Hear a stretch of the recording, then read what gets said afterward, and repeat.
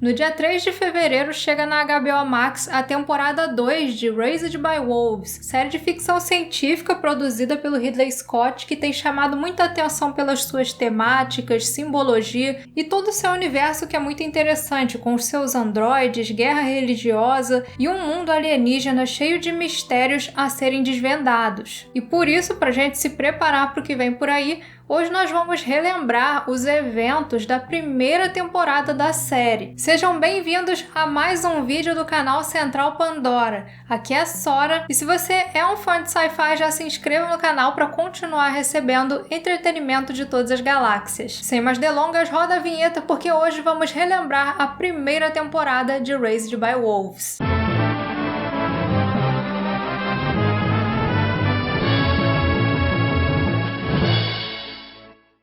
Raised by Wolves acontece em um futuro onde a Terra foi devastada por uma grande guerra que teve a sua origem no surgimento do mitraísmo, uma instituição religiosa bastante radical que, apesar de não ser a mesma coisa, foi baseada no antigo culto ao deus Mitra que teve muita força lá na Roma Antiga. Segundo o Aaron Guzikowski, que é o criador da série, o mitraísmo de Raised by Wolves surgiu em algum momento do século XXI, quando foram encontradas escrituras que não apenas deram origem a esse culto ao Deus Sol, mas também trouxeram para a humanidade acesso a novas tecnologias que acabaram ficando restritas aos seus adeptos. Por isso, ao mesmo tempo que tem uma série de crenças e rituais mais tradicionais, que inclusive remetem bastante ao cristianismo, os mitraicos também são altamente evoluídos tecnologicamente. Nessas escrituras ainda foram revelados para eles os segredos dos fótons negros, que na série é a quinta força da natureza, e foi usando eles que os mitraicos criaram as necromantes, androides voadores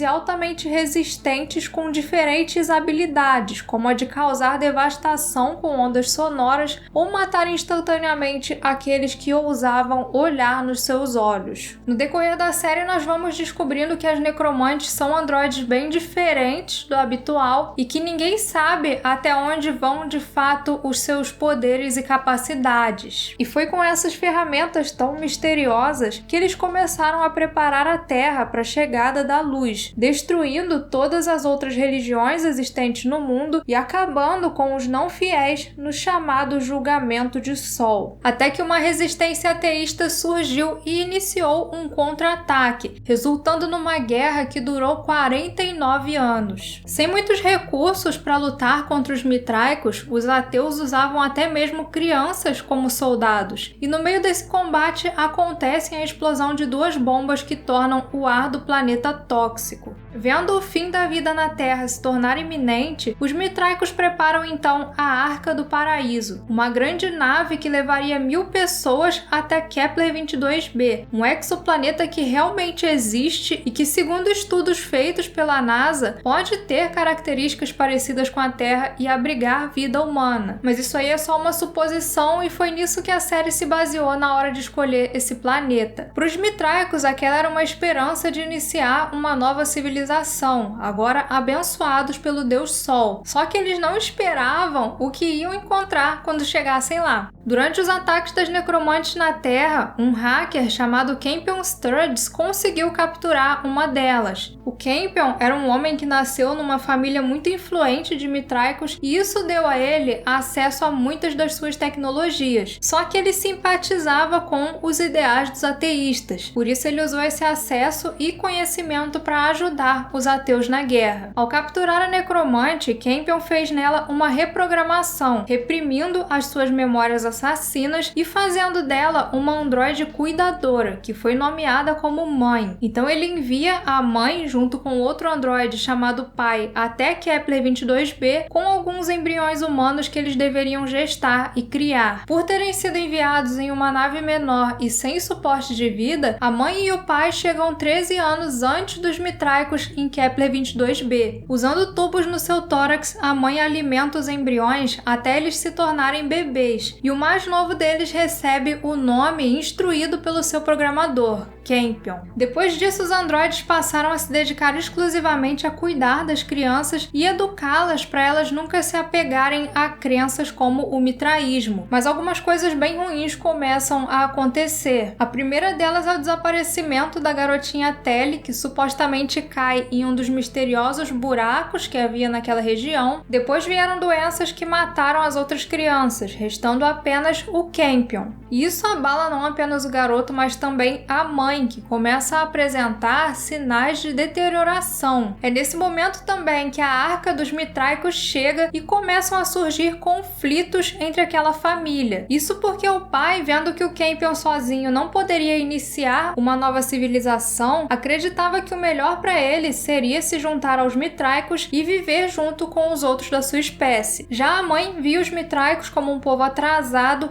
e acreditava que ele tinha que ficar na colônia ali com ela e o pai. Além disso, cada perda fazia com que o Campion sentisse cada vez mais necessidade de ter uma crença, o que a mãe reprovava completamente.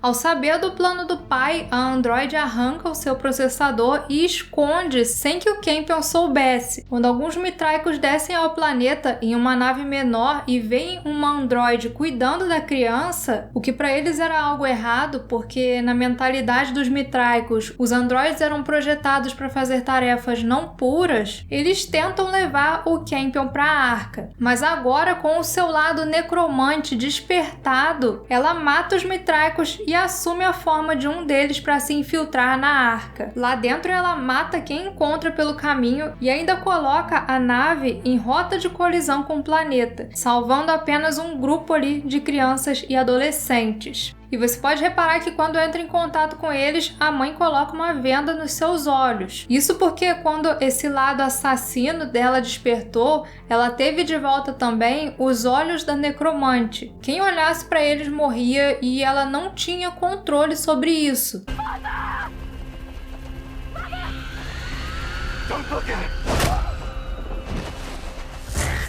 Daquele grupo de mitraicos que tinha descido, só um deles conseguiu escapar. E era um homem que escondia um grande segredo. Durante a guerra, antes da partida dos mitraicos, os soldados ateus Caleb e Mary encontram um androide médico que pertencia a uma família de mitraicos. Usando esse androide, eles passam por um processo super avançado de cirurgia plástica e roubam a identidade de dois mitraicos chamados Marcos e Sul. E eles fizeram isso porque seria a única forma de conseguir embarcar na Arca e salvar as próprias vidas. Os ateus iam todos ficar aqui na Terra para morrer. Só que depois de matar os dois mitraicos, eles ainda descobrem que esse casal tinha um filho chamado Paul. Durante a viagem, os mitraicos entram em hipersono, mas as mentes deles ficam despertas em uma simulação. E durante esse tempo na simulação, o Caleb e a Mary começam a se aproximar do Paul e criam com ele um vínculo. Eles passam a amar o menino como se fosse o próprio filho.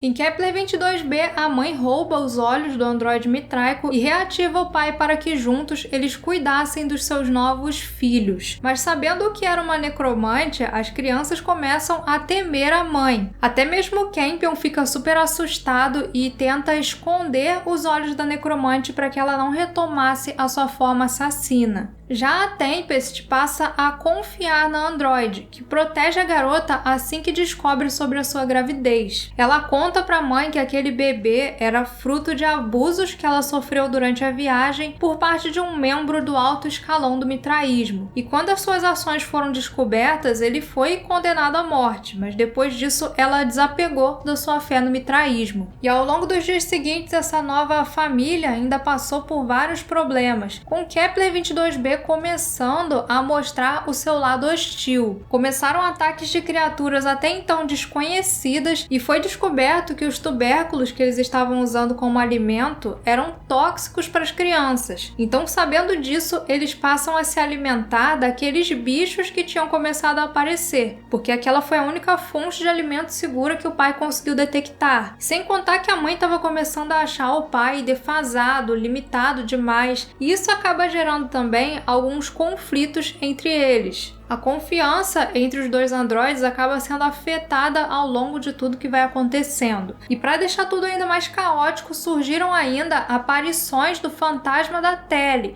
aquela garota lá da primeira geração que tinha caído no buraco. Primeiro ela aparece pro Paul e depois, quando a mãe vai até a floresta que tinha perto do acampamento, ela também encontra a Telly. O fantasma leva a mãe até uma cápsula de simulação mitraica, onde ela relembra os momentos que passou com o Campion na Terra. Nesse momento ela se lembra que durante o processo de reprogramação, os dois se apaixonaram um pelo outro e por isso o Campion arquivou suas memórias sobre ele antes que ela partisse para Kepler. E agora, com essas lembranças de volta, a mãe passou a voltar lá para poder reviver sempre as suas memórias com o programador. Mas então algo na nave assume a imagem do Campion e usa os sentimentos que a mãe tinha por ele para infectar ela. Sim, eles fazem tipo sexo virtual e a androide fica grávida dessa coisa que estava na simulação. E não apenas isso, mas esse Campion virtual fala para ela que o importante não era proteger as crianças, porque os seres humanos iam sempre se matar mesmo, não tinha jeito, mas ela era especial e tinha um propósito muito maior. Segundo essa entidade, o bebê que nasceria agora era a verdadeira missão dela naquele planeta. E isso deixa a mãe bastante confusa e em dúvida sobre qual era o seu verdadeiro propósito ali. Afinal, era para isso que ela tinha sido criada de fato?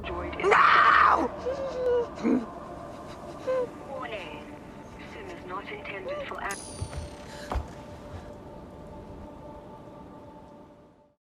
Já Caleb é resgatado pelos mitraicos sobreviventes, que já tinham localizado as crianças e estavam planejando seu resgate. Mas no caminho, eles encontram, no meio de um deserto, uma estrutura que emanava calor que claramente não era algo natural. E essa estrutura também condizia com as profecias dos mitraicos, de que haveriam 5 templos na Terra Sagrada, onde o Sol havia escondido mistérios mitraicos. Por isso, o Ambrose, o líder dos mitraicos, decide que eles deveriam abrir aquele presente de sol antes de ir resgatar as crianças. Só que aí começa a surgir uma rivalidade entre o Caleb, se passando pelo Marcos, que era um capitão do exército mitraico, e o líder mitraico, que estava começando a suspeitar dele e da Mary por eles não conhecerem algumas coisas das escrituras. Em uma noite, essa estrutura para de fornecer calor e o Ambrose manda explodirem tudo de uma vez. E nessa hora, o Caleb começa a ouvir umas vozes e fala para os outros que o seu líder tinha perdido a fé. Irritado com aquela afronta à sua autoridade, o Ambrose entra numa luta corporal com ele e quando o Caleb encosta o Ambrose na rocha, ela esquenta novamente, matando o líder dos mitraicos. Com isso, o Caleb começa a ser visto como um novo líder para eles, que acreditavam estar diante de um profeta de sol. Na sua busca pelas crianças, os mitraicos encontram em uma caverna uma figura bastante misteriosa, com uma mobilidade sobre-humana e que tinha algumas cartas com símbolos. Só que essa criatura foge deles e em um mapa encontrado nessa caverna, o Caleb consegue reconhecer o acampamento. E é para lá que eles vão para resgatar as crianças. Só que eles não podiam simplesmente chegar lá, porque, tinha uma necromante ali. Então eles deixam para atacar o acampamento enquanto a mãe estava fora. Nesse momento, algumas das crianças ainda não estavam totalmente apegadas ao pai e à mãe. Então, durante o ataque, o Hunter revela a localização do pai, colocando ele na mira dos mitraicos, enquanto o Paul aproveita um momento de distração e rouba os olhos da mãe. Mas quando o Caleb está prestes a destruir a androide de uma vez por todas, as vozes na sua cabeça ordenam que ele deixe ela viver. Por isso eles capturam os androides e o Campion, que se revolta contra os mitraicos. E até esse momento, a Mary e o Caleb tinham participado disso tudo apenas para conseguir salvar o Paul. Então agora que eles estão todos reunidos, a Mary sugere ao Caleb que eles peguem o Paul e fujam para a zona tropical, deixando os mitraicos com os problemas deles para lá. Essa zona tropical do planeta é uma região mais rica em natureza e onde supostamente eles teriam mais chances de sobrevivência. Porém, o Caleb fica relutante e decide passar mais um tempo ali junto com com os mitraicos. A mãe e o Campion são aprisionados e o pai é reprogramado para obedecer. E no decorrer desses eventos, nós vemos o Caleb ficando cada vez mais perturbado e se tornando hostil. Além disso, o Caleb se torna convicto também de que era ele o garoto órfão citado na profecia do Pentágono. Segundo as escrituras dos mitraicos, um garoto órfão em uma terra desolada vai ser quem vai guiar eles para onde eles poderão construir uma cidade pacífica. E o Paul fica vendo nos seus sonhos uma cidade onde fica a Torre de Mitras, que supostamente seria o novo lar dos mitraicos. Por isso muitos acreditavam que ele era esse tal profeta, mesmo ficando confusos por não saber que ele era um órfão. Mas o Caleb, que também era um órfão, tinha se convencido de que na verdade era tudo sobre ele. Ao descobrir que a mãe sabia quem ele realmente era, ele tenta jogar ela em um dos buracos da floresta, mas nesse momento as vozes que ficam mandando ele deixar a mãe viver ficam mais intensas e ele mesmo, com o seu rosto original, aparece e os dois começam a brigar, deixando o Caleb gravemente ferido. No meio dessa confusão, a mãe consegue escapar e vai até uma nave mitraica, onde ela começa a sentir necessidade de sangue, primeiro de androides, depois de criaturas vivas. Esse sangue estava sendo usado pelo corpo dela para alimentar o embrião. A Tempest segue a mãe e juntas elas capturam o Otto. O Otto é aquele cara dos mitraicos que tinha abusado das meninas na nave e tinha sido condenado à morte, por isso ele tem esse capacete de segurança. Só que a execução não chegou a ser realizada antes da nave cair e acabou que ele sobreviveu ali. E apesar da vontade da Tempest de matar o criminoso, a mãe mantém ele vivo para drenar o seu sangue. Procurando por um lugar seguro para a mãe dar à luz ao bebê, elas veem aquelas cartas, colocadas propositalmente no caminho delas por aquele ser que vivia em Kepler. E nesse momento elas se encontram com a Mary, o Paul, o Campion, a Holly e a Vita, que tinham fugido do acampamento quando perceberam que o Caleb estava enlouquecendo. Inicialmente, a Mary vê a necromante como uma ameaça, mas as crianças protegem a mãe sabendo que ela nunca faria mal para eles. Nisso, a Mary percebe que a androide realmente tinha boas intenções e começa a ajudar ela com essa gravidez tão estranha. A única das crianças que tinha ficado foi o Hunter, que finalmente percebendo que as coisas estavam meio esquisitas, reverte o pai para sua antiga programação. O Caleb então segue com os mitraicos até aquela rocha em busca de alguma instrução do sol para encontrar as crianças, mas quando eles estão dormindo, o Hunter e o pai escapam na nave, deixando o Caleb e os outros mitraicos sozinhos no deserto. Totalmente descontrolado, o Caleb começa a despertar a desconfiança dos mitraicos, e um deles faz umas perguntas e acaba descobrindo que ele não conhecia os costumes mitraicos. Então ele ataca o Caleb e enfia na sua boca os olhos da necromante. Só que aí ele começa a ter umas reações muito estranhas, fica com a pele acinzentada, as veias saltando e cada vez mais alucinado com essa coisa de ser o rei do novo mundo. Após ver uma nave chegando no planeta, o Caleb encontra um grupo de soldados ateus e começa a atacar eles. Antes de matar o último, ele pega o comunicador e entra em contato com a nave, se identificando como o rei daquele mundo e falando que o Sol não queria eles ali. Só que dessa vez os ateus estavam na vantagem, porque sim, de alguma forma eles tinham conseguido ir para Kepler 22b e a nave não era pequena não, viu?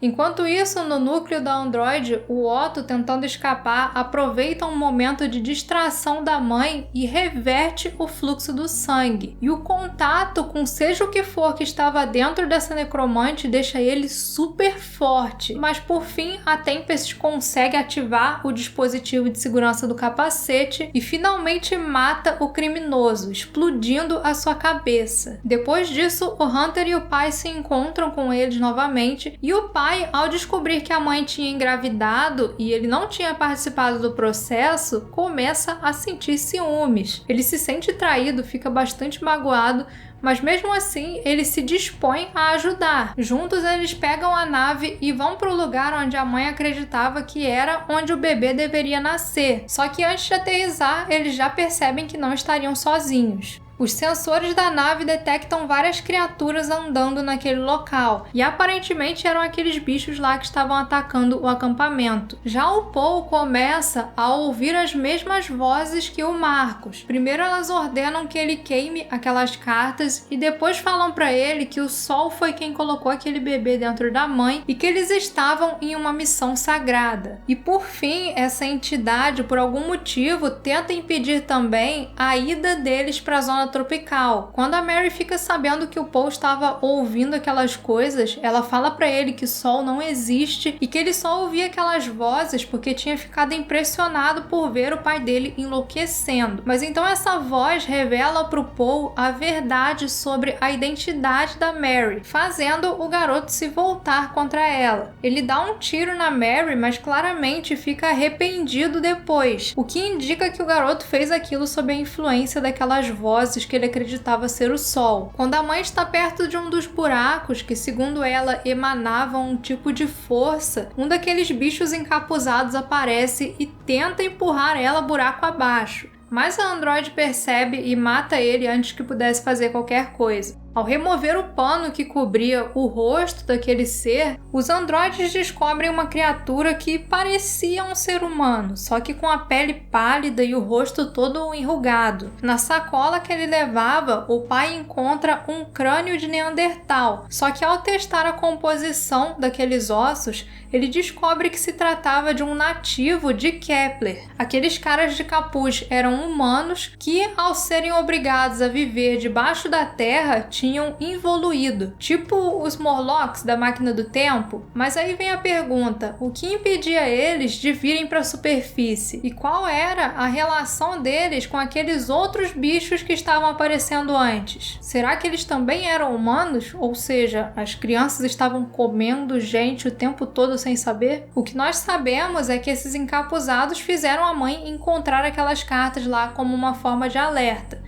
Eu já vou explicar isso aí mais pra frente. E nesse momento, ele tentou jogar a necromante no buraco para impedir que o bebê dela nascesse. Mas depois disso, a mãe é atraída por um som até uma caverna onde tinha uma estrutura exatamente como a que foi mostrada para ela na carta, só que quebrada e coberta por uns panos. No chão ela acha também o capacete usado pelo que estava dentro dessa estrutura e dentro dele um crânio de androide. Segundo o criador da série, aquela coisa que a mãe tinha visto quando ela olhou para a carta era uma prisão de parto onde aqueles encapuzados colocavam os androides. Ou seja, se isso era uma visão do passado, a mãe não foi a primeira a gerar um ser como aquele. E aquele bocal na frente do capacete era de onde saía o que ele chama de circuito, que aparentemente é esse líquido branco aí dos androides. Mas a dúvida que fica é, qual era o propósito daquilo? Logo depois disso, a mãe entra em trabalho de parto, de um processo muito bizarro e claramente doloroso, mesmo para uma pessoa artificial. Nasce um bicho que mais parece uma lampreia que gruda na mãe e começa a se alimentar dos seus fluidos. Quando nasce essa criatura, a mãe se dá conta de que o criador deles não teve nada a ver com aquilo. Apesar de não fazer ideia do que tinha usado o corpo dela para gerar aquela concepção, ela sabia que logo o bicho ia crescer e ia querer beber sangue. Então, para proteger as crianças, ela decide se sacrificar enquanto o bicho ainda estava preso ali no corpo dela. Mas o pai encontra com a mãe e não ia deixar ela sozinha naquele momento. Apesar do seu desejo de reprimir os seus sentimentos, ele ainda amava a mãe e decide se sacrificar junto com ela. Os dois entram na nave e se lançam em um dos buracos, seguindo até o núcleo do planeta onde eles iriam derreter. Só que não é bem isso que acontece. A nave atravessa o núcleo e juntos, a mãe, o pai e a serpente, agora já crescida, chegam na zona tropical, uma região cheia de vida, com uma fauna e flora totalmente oposta à do lugar onde eles estavam. E essa serpente, com certeza, é um dos grandes mistérios, porque segundo o criador da série, ela é parte orgânica e parte máquina, ou melhor, parte necromante. Então, com certeza, ela vai ter uns poderes bastante inesperados. Ainda do outro lado do planeta, o Campbell chora desesperado achando que os androides tinham morrido. Só que agora ele deveria assumir a sua missão de guiar aquelas pessoas por esse novo mundo, enquanto o destino do Paul permanece desconhecido.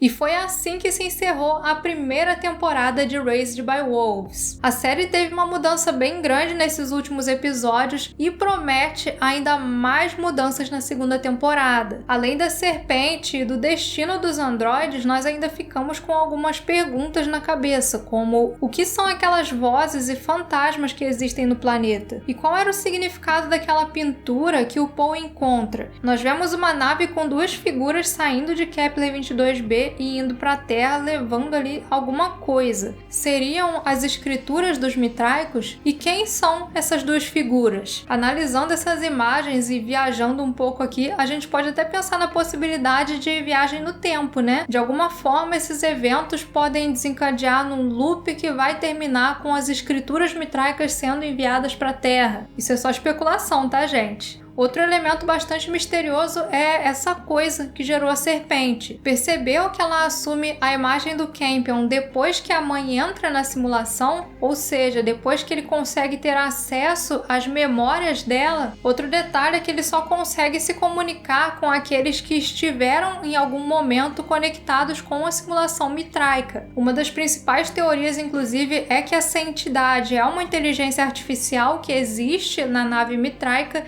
e que agora quer assumir uma nova forma em Kepler 22b. E talvez essa serpente que nasceu seja o que vai possibilitar que essa entidade tenha mais poder lá agora no planeta. Já aqueles encapuzados ficaram o tempo todo aparentemente tentando impedir o nascimento da serpente. Então será que no passado eles foram obrigados a viver debaixo da Terra por causa das serpentes que existiam no planeta? O planeta estaria passando por um novo ciclo agora com a chegada dessa serpente, dessa vez gerada a partir de uma necromante. O que nós já sabemos é que na segunda temporada nós teremos os personagens todos reunidos novamente, agora junto dos ateus que estarão se estabelecendo em Kepler, o Caleb se considerando o último dos mitraicos e novos tipos de androides. E pelos trailers parece que nessa temporada eles vão continuar explorando o quanto os androides protagonistas estão se tornando cada vez mais humanos e como isso vai ser um problema para eles. Bom, esse foi o nosso resumão e especulações sobre a primeira temporada de Raised by Wolves. Comentem aí também as suas ideias, as suas especulações e não deixe de se inscrever para muito mais sobre essa série e outros universos da ficção científica. Muito obrigada a todos que assistiram, um grande abraço e até o próximo vídeo.